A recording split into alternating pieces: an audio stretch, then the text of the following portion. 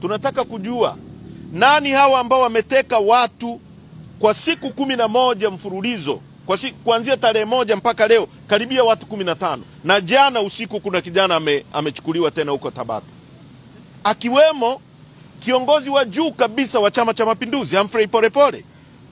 Na jambo la ajabu ni kwamba level ya unafiki, hypocrisy kwenye nchi hii ni ya hali ya juu sana, kwamba watu waliofanya kazi na Humphrey Polepole serikalini, CCM,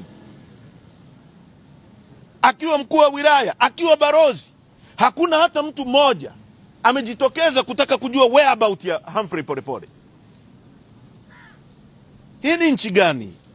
Kama a high profile person ambaye amekuwa mjumbe wa NEC wa CCM, amekuwa kiongozi wa kitaifa, mjumbe wa kamati kuu ya CCM, amekuwa barozi kwenye nchi yetu, ana kiapo cha nchi yetu, anapotea tu kama kuku. Wewe mwandishi wa habari una hali gani ukikosana na hawa watu wenye mamlaka? Mfanyakazi wa mahakama hapa ana hali gani?